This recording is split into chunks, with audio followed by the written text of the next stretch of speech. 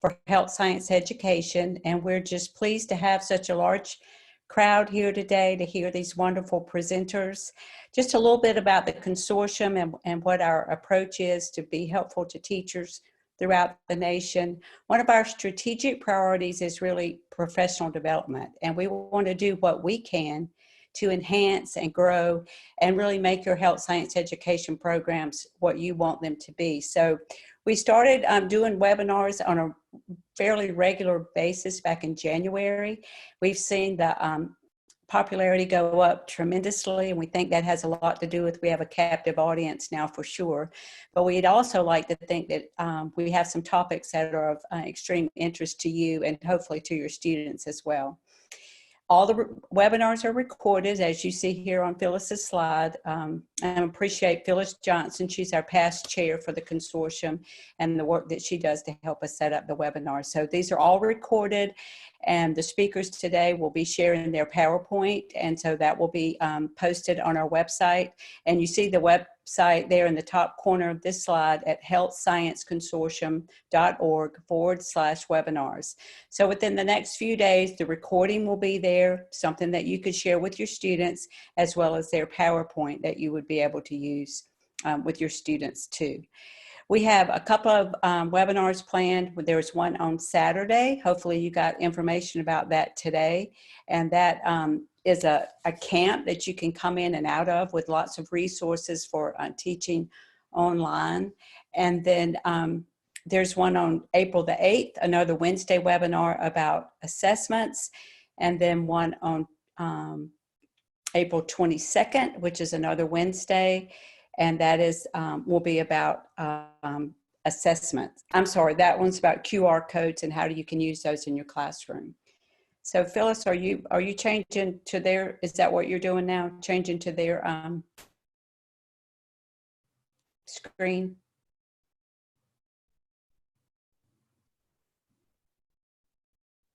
Phyllis?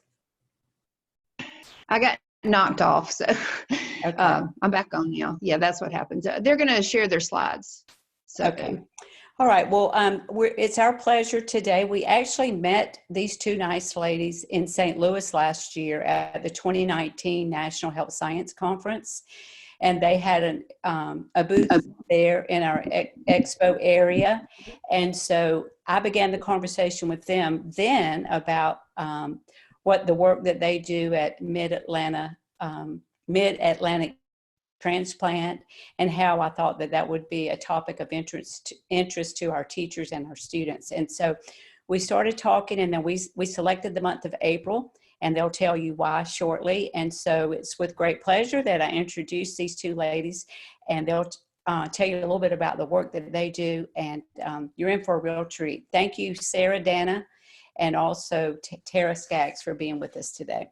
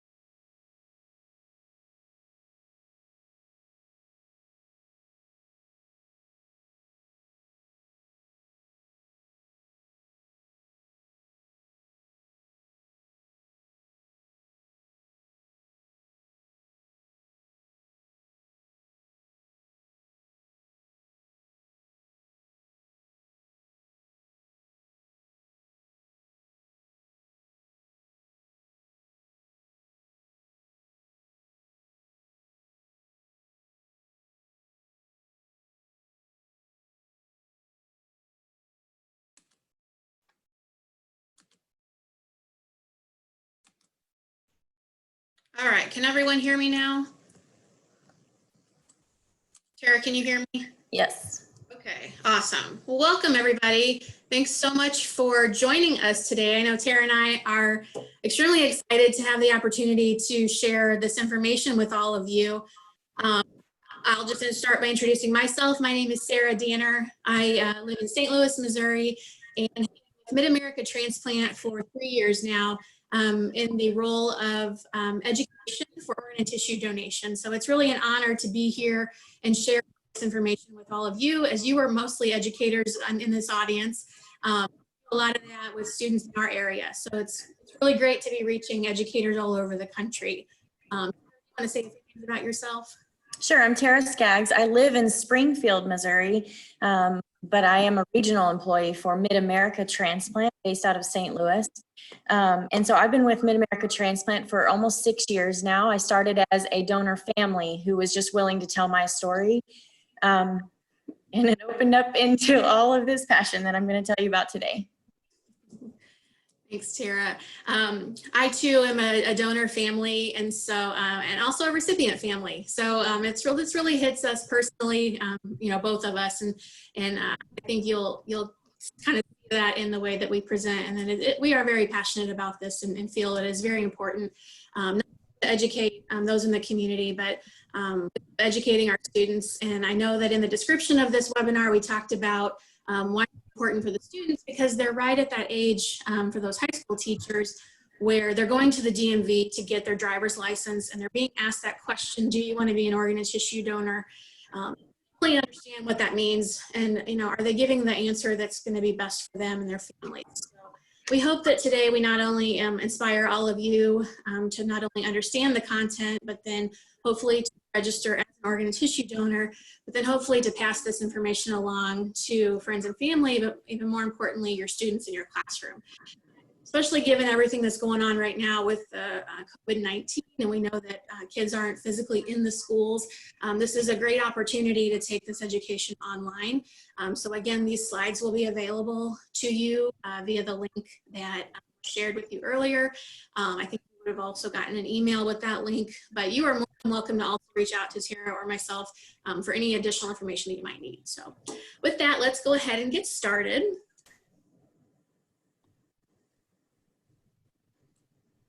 Sorry guys, let me get my slides going. All righty. So as mentioned before, we chose to have this webinar in April on purpose, because today being April 1st marks the first day of National Donate Life Month. This is an exciting time for us at Mid-America Transplant and in the donation community all over the country, because this is the month that we truly focus on our mission even harder. This is a time that we can celebrate life, but it's also a time that we are remembering and honoring those donors who were heroes in giving the gift of life to so many others who needed it. So we're very excited to share this information during such a special time our year. All right, and I'm going to start a video. I don't know if a lot of webinars you've been on have included videos, but we have 3 of them that we felt were kind of special. This one is just going to give you all a high-level overview of the donation process, and then we can kind of dig a little deeper and answer any questions at the end.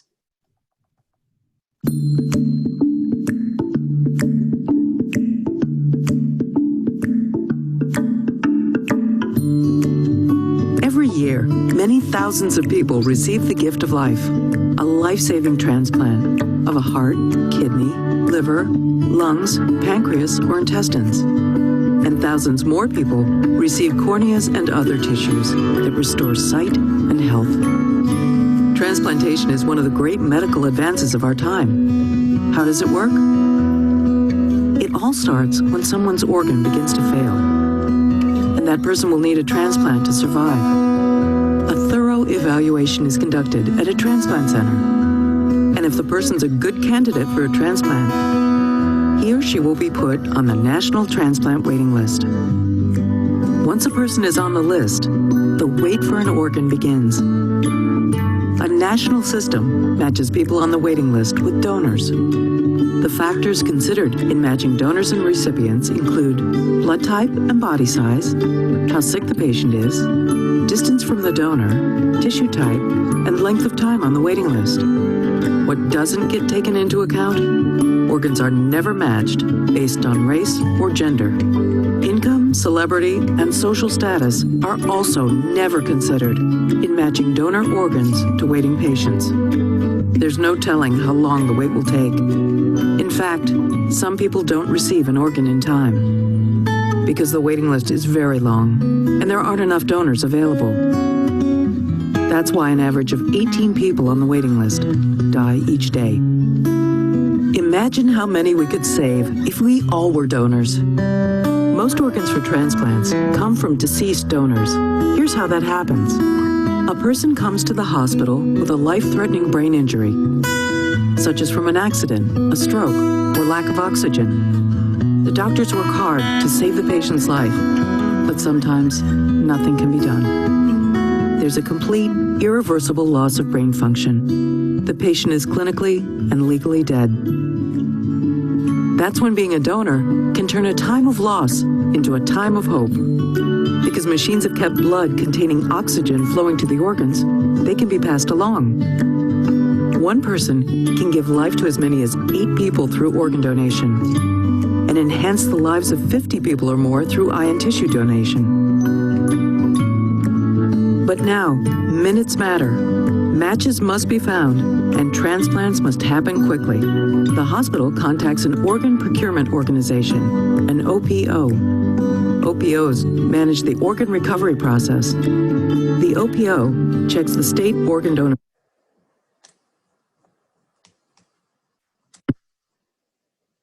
registry. If the person is already registered as a donor, they'll inform the family. If not, they'll ask the family to authorize donation. A medical examination takes place.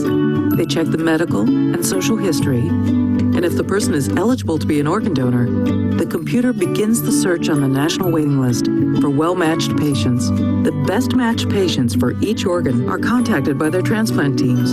This is the call that every single person on the waiting list has been hoping for. The call that could mean a second chance at life. Now the transplant happens.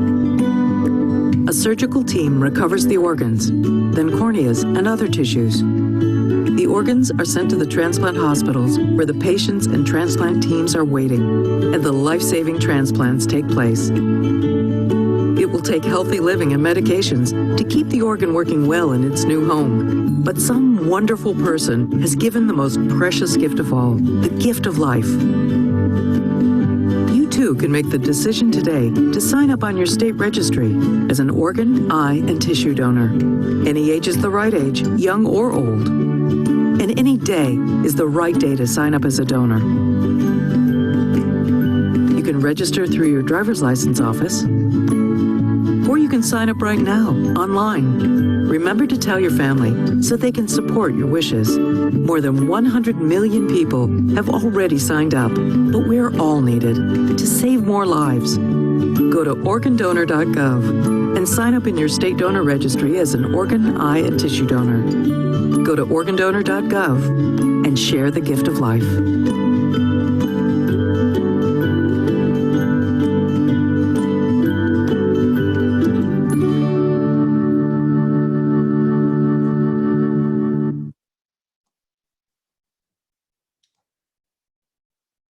All right.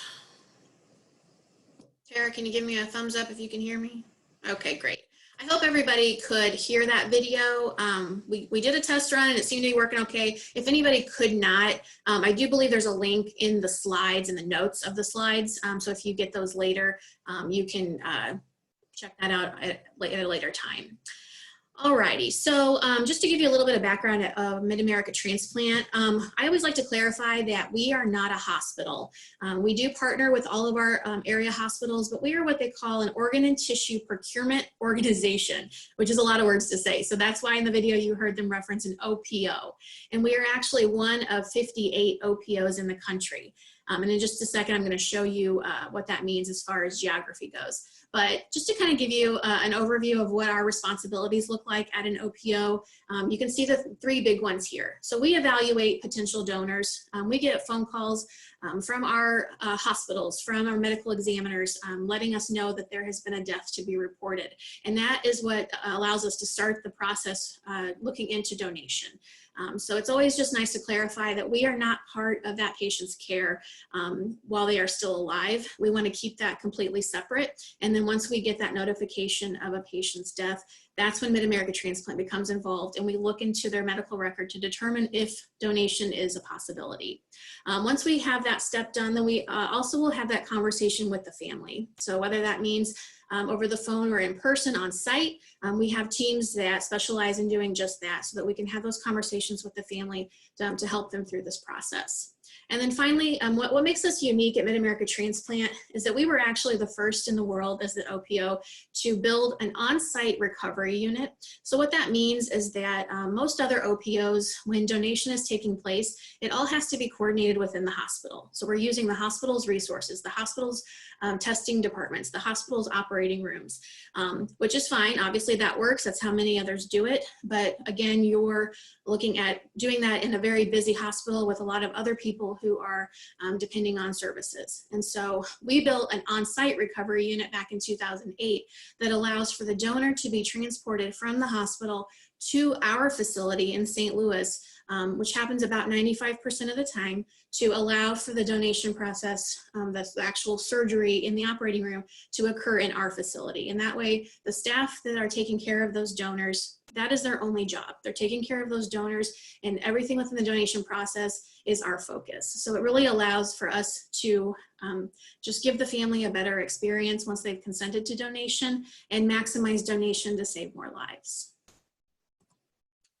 I mentioned we are one of 58 OPOs in the country. So every OPO has their own geographic territory, or what we call a designated service area, or a DSA.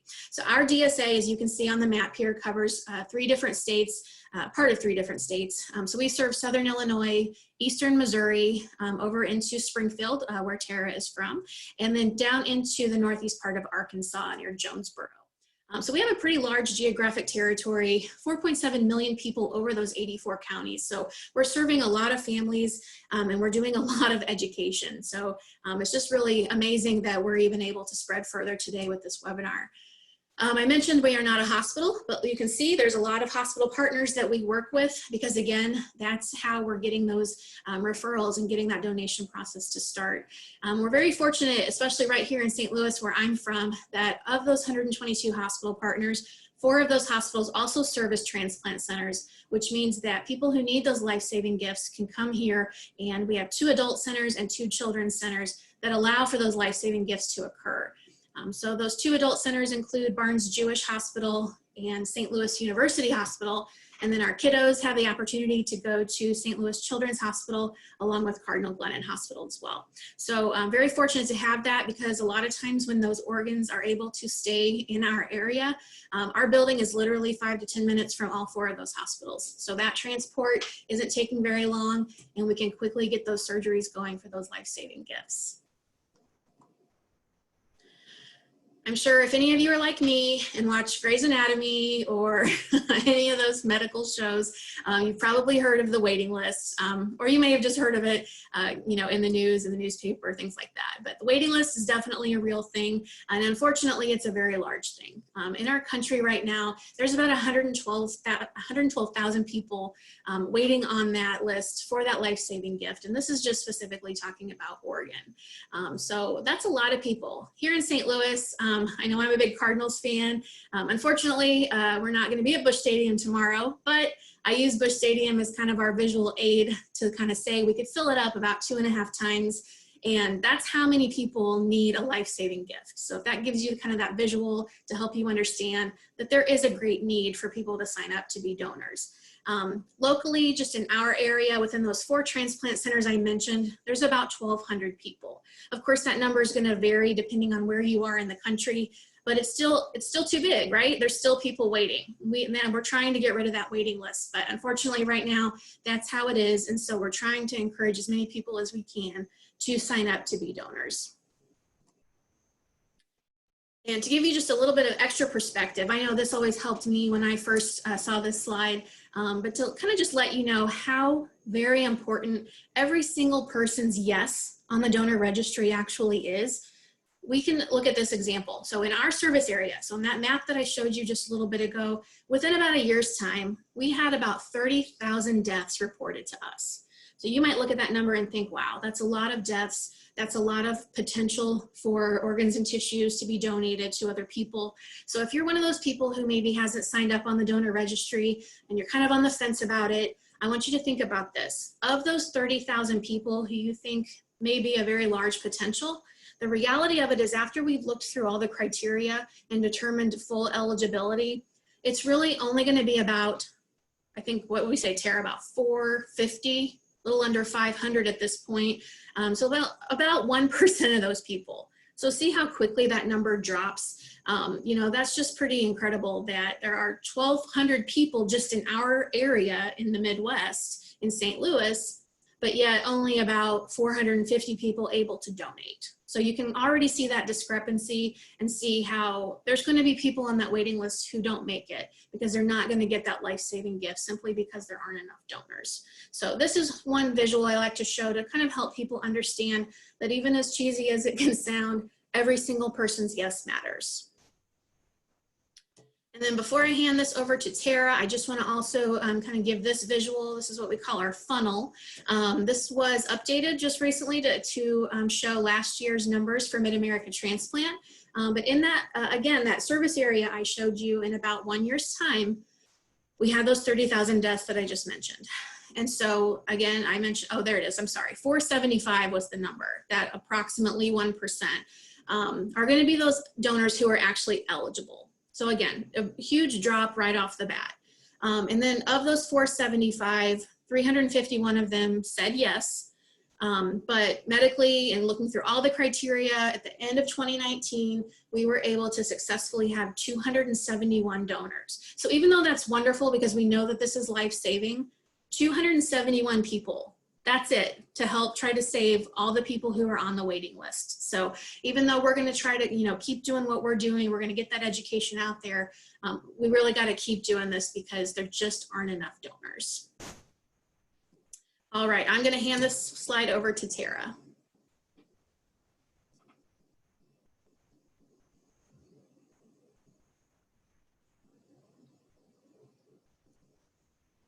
Not sure. Phyllis, are you able to unmute Tara? Thank you. I think she just did it. Thank There you go.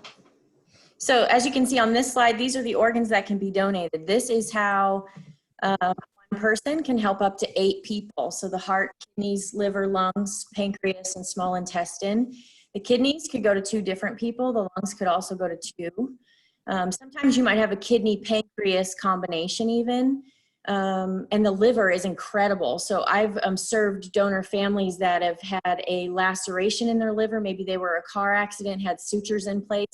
You can gift a lacerated liver to someone because the liver will regenerate itself. It's incredible. We do not work in the living side of living donation. It's not what an OPO does. But there are 3 different organs that can be donated as a living donor. And I find it to be fascinating, which is the kidneys, the lungs even, which because we have 5 lobes, you can donate 1, and then of course the liver. I just find that to be fascinating. Again, it is not the realm that the OPO works in. Something else to know about the organs is that they need a ventilator in place. You have to have a ventilator, which is also known as life support, or a brain death declaration. Brain death is not the only way, but it is the most general, most frequent way that these vital organs are being donated.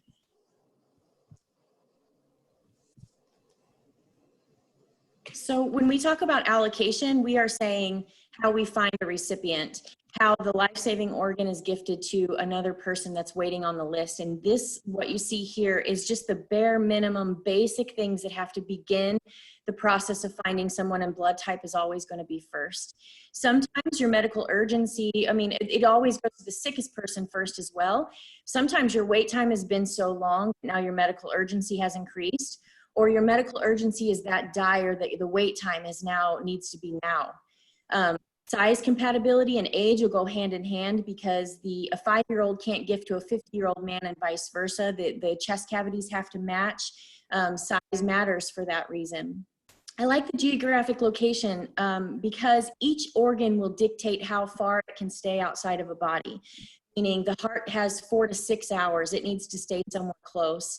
The lungs are also that way. The liver can go 12 hours. The kidneys, we're going to show you a picture later, they go on a kidney pump, which means these kidneys can go from Missouri to California or New York to help somebody far away because they can go on a pump. So that pump lasts 24 to 36 hours. the geographic location is changing as medicine advances. They're trying to go as far as they possibly can now with these organs to save as many people as they possibly can. And of course, we're going to get you the organ that is needed whenever you need it. So but these are the very basic ways. Whenever we have a family that said yes to organ donation and we're trying to find that recipient to match this, these are the ways that starts. Oh, so the tissue. For me, it's the unsung hero. It's the one that doesn't need the ventilator in place. So this doesn't have to have the brain death declaration, and one person can help up to approximately 75 people from their gift. So this one yes can change the lives of and enhance the lives of up to 75 people. So what you see in the skin, you can think of it as like a sunburn in the summertime. That top layers is most generally gifted for burn victims, breast cancer survivors who've had mastectomies. Bone cancer used to be the only answer for people that had bone cancer was amputation. Now, when you're gifted a tissue from a human person, your body knows what to do with it. So it's able to grow, it maintains temperature, it promotes healing. Heart valves are almost always being gifted to a child, a baby, or a mother of childbearing age. Tendons and ligaments are a lot more frequent, probably, that you'll hear more if you know an athlete that had an ACL recovery and they had a cadaver gift. I kind of hate the word cadaver, although I understand fully what it is. But for me, it's a gift from someone that said yes. So to just narrow that down to a cadaver, for me, it's a donor. It is a donor family. It's a family that on their darkest day said yes to donation, gifting these gifts to enhance the lives of people. Tissue does not take, it's not as time sensitive, so this can sit and wait for just the right person. The cornea, we're going to show you some pictures in a little bit, but the cornea and sclera are fascinating. The cornea is the contact lens part of your eye, and it's giving sight to people who are losing their sight and can't see. And the sclera is even being used, which is the white part of your eye, is being used to heal eardrums that have been ruptured. It's fascinating, and people are getting a phone call in the middle of the night sometimes to ask the question of tissue. So what you're going to hear throughout this entire presentation is, and the reason that we want to talk to you as teachers, and the reason that we want to talk to students, is to say, they're being asked the question in the DMV at the age of 15. We want to tell you what you're saying yes to or what you're saying no to. And we want to show you that these are the questions that are being asked of people. And when you know the answer, you know how to say, yes, I will answer that question at 2 a.m. for my loved one because I know that's what they wanted. And tissue is part of that. These are people who have passed away in a hospital emergency room, maybe didn't get to the ICU and connected to a ventilator, and unfortunately they passed right there. That family has now left the hospital and they're getting a phone call. And so can you imagine if you don't know the answer to the question, you call and we're calling to say, would you give this gift? And they say, you want what? My loved one just passed away and you're asking me to do what? If they know the answer to the question and they have the education that you guys are getting now, you're leaving an answer, you're not leaving a question. And I think you'll see the importance of that as we continue talking. So one of the things that we've said multiple times, and we're kind of, I don't know, any of us that work for Mid-America Transplant, we're kind of over the top with our pride. But what the next slide I want to show you is a behind the scenes video of our facility, how we do things. We were the first in the world to have it. There are 11 OPOs now that are following our structure of how we do things. You'll see how we do it here in this video.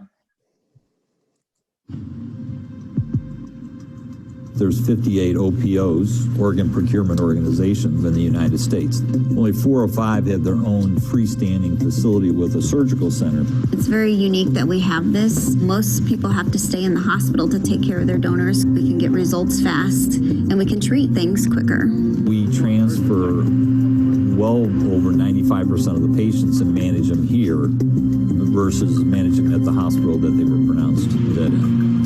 Being here and having control over the patient, we can manage them a lot better. better and improve our outcomes. When we get back to MTS, we have a lot of things to do. Transport the donor to CT, get a CT, move them into the ICU, draw all sorts of labs, draw serologies, do a bronchoscopy. We're the only OPO that has a CAT scanner on site. Pancreas looks normal here. Heart looks okay here. We have our serology testing just down the hallway, and our HLA testing is all run here. When we see something, we can act on it. And all of that turns around into better care. We see the results in getting more organs per donor, and lives are saved because of it.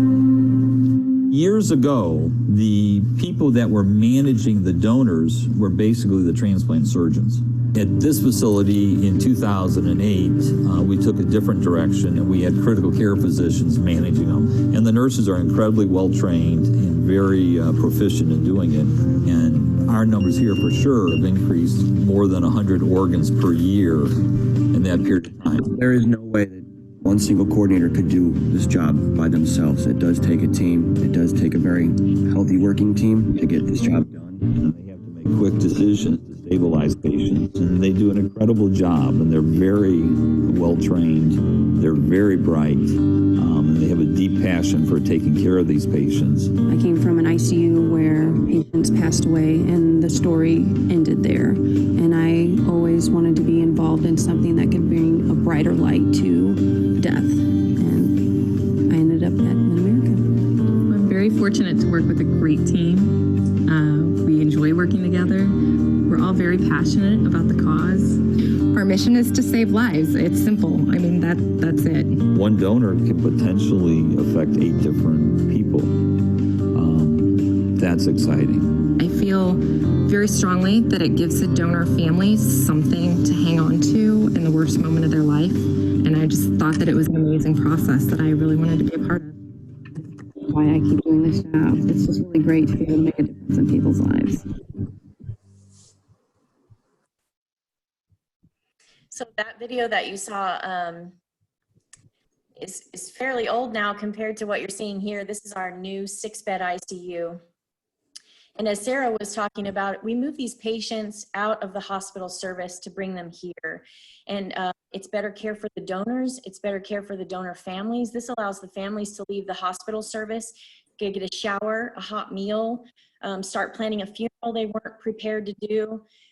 It allows them to come into this service. Say if we needed a chest x-ray, or we need a bronchoscopy, or we need blood work drawn, we need anything done with that donor, it can be done in our facility here and quickly. Say we needed to wait for a chest x-ray in the hospital. We have to wait for a doctor to put it in the computer to order it. We have to wait for the tech to come down and get them, take them to where they need to go for that test, bring them back, wait for a radiologist to read it. All of that takes time. That is not necessary, and it's not that way here in our facility at all. And so this takes care of the donor. They're MVP in this building. They're the whole reason that this building stands. A lot of the things that we do, I mean, it's a hurdle to ask the question of, okay, first organ and tissue donation. They say yes to that so graciously. By the way, we're moving your patient and your loved one, and you just have to say goodbye to them, connected to the ventilator, and everything's still in place. I mean, it's a big ask. But if they can understand where they're going and why they're going there, and the reason that it's okay for them to go there, they usually understand it. I have served multiple families in my position as a family support specialist of young people, and I never took that for granted, the question that I was asking them to move their child to this facility. But I've walked by the ICU and I've seen hands being patted, hair being brushed back. Our nurses are top notch, and they know that this person loved by people, and they're very well taken care of here. Some of the things that we do for these donors and their families is to put a fleece blanket on them that are made by our volunteers. That stays with them for the duration of their flight, the duration of the time that they're there, kicking death square in the mouth. That blanket stays on them the whole time, and then the family gets that blanket back at the end of everything. Something else you'll see in this next picture here is the family support specialists are asking families to fill out that white card that you see there. It's called a moment of silence card. This, as a family support specialist, I did that for 5 years. This was tough. This was hard to ask them to do, because you're asking them to write something about their loved one. Maybe it's their favorite song. But what this does is it stops the trauma surgeons, it stops every nurse, it stops everybody, and it takes it from, you don't ever want it to be just an organ or a pair of kidneys. You want this to always be a gift being gifted by this loved one. And we honor that person that way. And so this picture that you're seeing is the whole room has stopped, and they're reading what the family once read about that card. And it moves our nurses to tears every time. And I think most of them would say when it stops doing that, they should probably go find something else to do. But I love that we do that for our donor families and our donors, and it stops everybody and says, this person matters to all of us in this room, and we want to say that one more time. Yeah, that's a pretty special moment. So we're just going to quickly go through a few more pictures just to give you an idea of kind of what it looks like in our recovery unit, in our operating room. You can see here there are multiple surgeons once it starts, a lot of hands on deck that, you know, make this happen. It's pretty remarkable what we can actually do with donation given all the people involved. Here you can see the sterile ice being prepared because each organ, of course, once that blood supply is cut off, we want to minimize any, you know, death of cells in the organ. So they're going to be put on sterile ice to help preserve them. Here's a picture of a kidney. You can see there's a little bit of that yellow part is some fat, which will be trimmed off. That'll be cleaned up before it's transplanted, but just to give you an idea of what that looks like. Here's the pump, the kidney pump that Tara referenced earlier, or a couple of them actually. So you can see on the left, there's actually a kidney in there that's hooked up using different preservation fluid that continues to go through it, basically making the kidney think that it's still, you know, in the body working so that the cold time is minimized. This is a picture of a liver. Again, you'll see a little bit of fat on it that'll be cleaned up, but you can see what's being put into that sterile ice into the bag. And then everything is actually triple bagged once it's in that sterile ice. We want to make sure everything is sanitary and making sure nothing goes wrong between the time it's coming out of the donor and going into the recipient. Just a quick show of the labeling. This is actually an older picture. Everything now has gone to barcodes and electronic scanning to make sure we know where that is at all times. But the point to take away from this picture and then this one here is that there is just extensive labeling. We always want to make sure that everything is labeled appropriately, so you're not hearing any of those crazy stories you might have heard in the past of getting the wrong organ or getting an organ to the wrong person. So this is our way of just kind of double, triple checking that process. I always have the kids in the classroom reference this picture as something they've seen on Grey's Anatomy, and they always question the cooler, and this is something that is actually pretty accurate. Not pretty accurate, it is that way, but it always causes a little giggle. And the UNOS number that you would have seen in the 2 slides before that is something that's familiar from Grey's Anatomy as well. There is a UNOS number, it's an identifier. Instead of saying Tara Skaggs is gifting her right kidney, it says AZL3446 or something like that. It's 3 letters, 3 numbers, something like that. So it de-identifies the person and tells it how it's going. That's something that's right about Grey's Anatomy, but we spend a lot of time in the classroom dispelling the myths of what Grey's Anatomy does for us. So the next picture I always get on a little bit of a soapbox about, and I guess when I have to travel to St. Louis for meetings, I almost always look for this, and it is more that is a surgeon getting on an ambulance, taking that life-saving organ to someone to save their life. That's something that you'll see on TV too, but when I see that ambulance parked outside the building when I go, it stops me dead in my tracks every time, and I feel like the minute it stops doing that, I should probably go find something else to do. But that truck right there means somebody died. And when they died, their family said yes to donation. And there was a family support specialist there that day who gave their guts to serve that family. And the family has thought of someone else on their darkest day. There was an organ procurement coordinator or 3 who gave their guts to making sure that all of this came together on one day and one time, everybody. So if there was a heart surgeon coming from Tennessee and kidneys coming from New Mexico, needing to go to New Mexico, whatever it is, that ambulance sitting there says that that's working.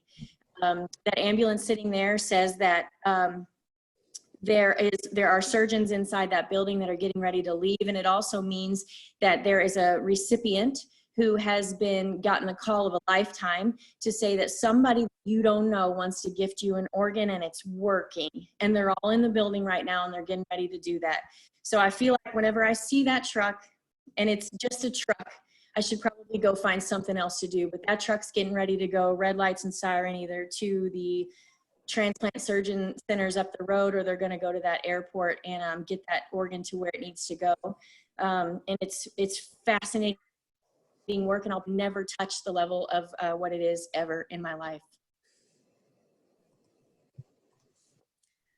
All right, so to transition to just a few more pictures on the tissue side, we just wanted to kind of give you an idea of what that looks like.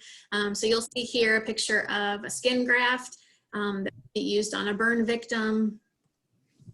Again, we mentioned these tissues earlier. Long bone, these are going to be either from the arms or legs, but like I had mentioned before, this could be a potential life-saving gift for somebody who might have bone cancer. They're able to remove the bone and put it with the donated bone, and not only help save their life due to the cancer, but then also eliminate the need for any kind of amputation. Bone is very, it's pretty neat though, because it's not only the long bone that could be transplanted, it might be cut different sizes or different shapes depending on what the recipient needs. So, if let's say, if you can look at this picture here, somebody needs a cervical piece for a spinal surgery, that physician can let us know the exact measurements needed for that specific patient, and that bone can then be cut to that exact specification for that person. I'm going to show you the before picture here. It's pretty graphic, but this is a 13-year-old patient who has severe scoliosis. As you can see, her spine looks nothing like any of ours, I'm sure. And I always like to remind people that when we talk about tissue, we generally say that it's life-enhancing instead of life-saving like organ can be, that we're more familiar with. But I can almost guarantee you that if you talk to this young lady after everything she's gone through, she's probably leaning a little more toward the life-saving option of this tissue donation, because the way she was prior to her surgeries, I mean, look, just sitting in a chair or standing up, even just breathing. Can you imagine how painful that must have been for her, how uncomfortable that must have been? Her quality of life just, I'm sure, wasn't all that high. After multiple surgeries, and because, again, somebody said yes to donation, she was able to get that straightened out. And I mean, look at that. That looks pretty darn normal to me. And so again, that's going to be, life-changing for her, because now I'm sure she's able to do so much more in her life than she would have been able to prior to that. Might have maybe should have given you a heads up. That picture was sorry about that. I could have done it too. So this is a picture of the cornea, which is the contact lens part of your eye, and it just is restoring vision to people who do not have it. So one person could potentially help give sight to 2 people. And the picture of our eye bank here is something that we also have on site at our facility. So the donor never leaves the building to have anything done. They go straight from our facility back to the funeral home where the family has chosen. But all of this is done in our facility. All right, so as Tara's mentioned, when we talk to students, we're battling TV shows and movies and things in the news, even just misinformation that's out there from maybe generation to generation, just out in the community. So donation concerns are definitely things that we hear about and we want to educate on. So a few that we run into, the first one being that the doctors will not try as hard to save me if they know I'm a donor. This is a pretty consistent concern that I hear in St. Louis where I'm at. I'm sure it's probably all over the country. But we just want you to understand that this is not the case. So the fact of the matter is that your commitment to donation is not going to interfere with your medical care. So if you're in an accident or something happens and you go to the emergency room or you're admitted to the hospital, that medical team that is taking care of you, you are their number one priority. You are everything that they're doing. They are going to use every resource possible to save your life. And honestly, most of the time, they don't know what your donor status even is at that point. So they are trying to do everything they can to save you. And then not until a death declaration has even been made does Mid-America Transplant or any other OPO get involved. So I'd like to clarify that. All right, let's see, this is still me. Okay, so you can sell your organs. We weren't gonna put this one in here just because it's not our favorite one, but given that we talk to students, and I know a lot of people on here are educators who will also be talking to students, can say with like 100% certainty, and I'm sure Tara will agree with me, that every single high school group of students I talk to, somebody always mentions the black market. Kind of have to chuckle at them and say, you know what, you're right. It's out there, like people talk about it. Things are done that aren't very good. And so that goes into our fact is that it's completely illegal, just like the black market. You know, there are probably things done in other countries very similarly to that. And I just always tell them, for one, you know, it's illegal. You can't do that in the United States. That's why we have the rules and regulations that we do. But I also want you to think about those outcomes because they're probably not going to be very good. So that's why anytime we're talking about donation and transplant, it's not anything happening in a back alley or cash under the table. It is strictly happening in our hospitals and in our OPOs. This one is a one that we get often. I can't have an open casket funeral is a concern. Everything is replaced with a prosthetic. It does not change the viewing of a person that has made the choice to be a donor at all. This is also one that I have been known to say that this is another reason why knowing the answer to the question is so big. Because if you can imagine the family being asked in the hospitals the question of donation, and answering that question, and then also being asked this question in order to make the best choice for what they need to do for their family members, this is another thing that's big too. So having an open casket funeral is a question they're also being asked. It does not change the viewing of that at all. Another concern that we have is, will the families be charged for donation? Do they pay for any of that? And the answer is no. It's our expense. Anything having to do with organ donation from the time of death to the time that the body is returned to the funeral home, it's at our expense. So everything is taken care of. The family will never see anything having to do with organ donation. All right, then a couple more we hear. My religion does not support donation. And so, you know, we always want to make sure we're addressing that, as we know that there are many religions in our country. But please understand that most all major religions do support organ, eye, and tissue donation. They see that as the final act of love and generosity toward others. So that is something that we are able to talk to families about and give that education as well. And finally, this is one I know personally, I hear this one a lot out in the community. I'll be talking to someone who may be in their 60s or 70s and just say, I'm too old. Nobody's going to want my organs or tissues. I'm not going to sign up. And I just always like to come back with is nobody's ever too old to say yes. And that goes into our fact as well, where it's really regardless of your age, but also your race or your medical history. So somebody might even say, oh, well, I've had cancer or I've had this disease in the past. You know, you're not the doctor. That's what I kind of joke with them about. When that time comes, let the medical staff at the OPO and hospitals determine whether or not you're a candidate. You have the power to say yes and give them the opportunity to do that evaluation. Because if you say no and just assume that you can't for whatever reason, you're taking away that opportunity and potentially wasting gifts that could have saved some lives.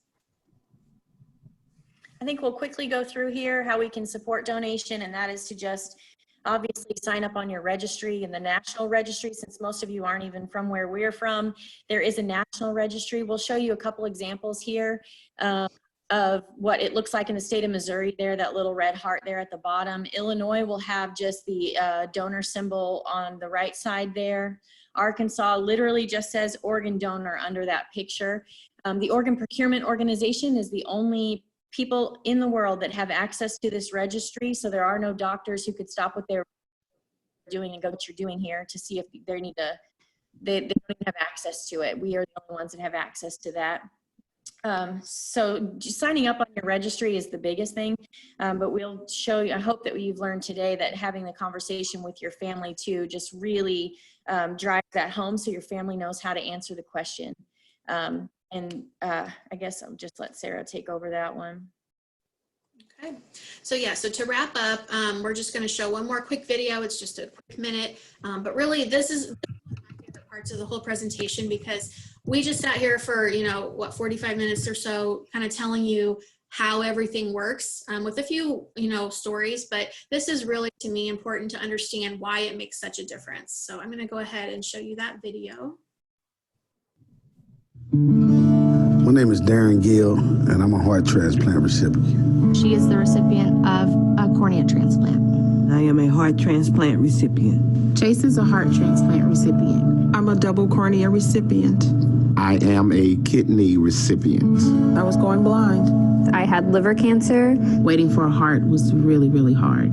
The day I received a call, I ran and told all my family. I said, I gotta go. I got my heart. I could just have a normal life, whatever that meant for me, normal. I play with my grandkids. They're always chasing me around the house. So She has vision in her eye and she can see. I never got to meet my donor because she had to die for me to get her liver. They're a great family, and I'm really glad I got to have met them. I was able to see my daughter graduate from high school. Thank you. You made a difference in my life. Thank you. You don't know how much this feels to me. This is the ultimate blessing, the ultimate blessing. All right, well, I hope you, again, were able to hear that. That always touches my heart because it really it makes it real. It helps you to understand how important all that truly can be. So to finalize here, I just wanted to share, Tara and I both wanted to share with you some online resources. Again, these will be in the slides that you can access, but a few websites with some great information, including our website. Along with our website, I also wanted to share specifically Mid-America Transplant's social media handles. I'd encourage you all, whether it's our OPO or your local OPO, to follow them on your social media, just to keep up with what's happening, hear stories, see pictures, be a part of events and different things that are happening. Just really quickly before we end today, I wanted to also share with you some really important information, given our audience is nationwide. Tara and I take a lot of pride in doing local education, but this is for you teachers. This is a 30-minute online lesson plan through what we call Learn Lifesavers. This was formed through a few different organizations that came together, all with the mission of educating on organ and tissue donation, that allows you as a teacher to take on that lesson and this in the classroom, or maybe do it virtually, given everything we're going through right now. But it's a really great way to give some general information that's not specific to a certain OPO or a certain part of the country, and that way it can be used anywhere in any state. So I'd encourage you all to check out learnlifesavers.com, and some contact information on that website as well, in case you have any questions or concerns. All right, and so here's our contact information. Again, we encourage you to reach out to us if you have any questions, or if you're in Missouri or close by and would like to have us help you with any education. We would love that. But I hope that you would either reach out via phone or email. And on behalf of both of us, that we just thank you so much for giving us this opportunity and for joining in today. And we hope that we can make a difference together. So thank you. Okay, Sarah and Tara, again, this is Nancy Allen, and I'll just encourage, if anyone has questions, you're welcome to put those in the chat box and we'll be watching. I did see a question in the chat feature that asked, could you be a donor if you're a donor recipient? You always have an opportunity to still save someone's life, even if you have received a gift yourself. No one's ruled out for that. Okay. Also, I thought it might be of interest. You said, I believe we heard in the video, there are 58 different centers in the United States that are similar to Mid-Atlantic Transplant. Are you all in a collaborative? Like, is that a link where you all are to in a association together that we could share with our teachers across the nation? Yeah, I think, Tara, wouldn't you say AOPA would be the answer to that? Mm-hmm. Yeah, so there is an organization, AOPO. I'm not sure if it's .com or .org. That website is kind of links to the Association for All OPOs. So that would be a resource to go to learn about all the different ones in our country. Okay.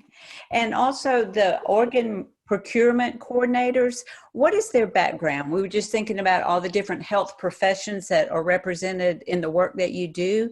And I didn't know what the background, if you knew, of the organ procurement coordinators.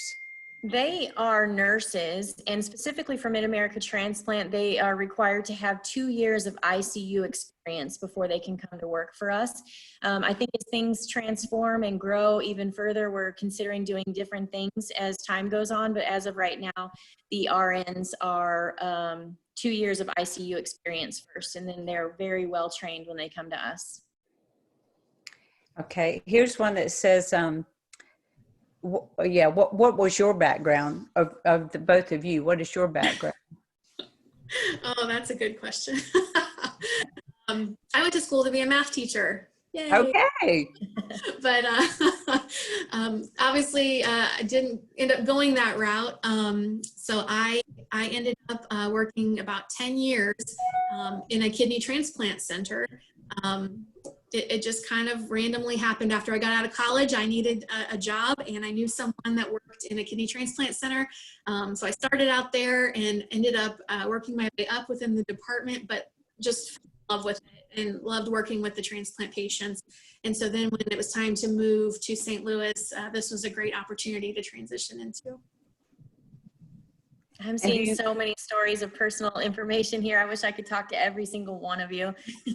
I was a certified medical assistant working in orthopedics, taking out stitches and MRIs when my husband passed away at the age of 28 from brain cancer. We were still able to donate his organs, and Mid-America Transplant called and said, "We heard you have a story to tell." And I started out as a volunteer for them, and then realized I'd love to speak to families. So when the family support position came open, I went for it.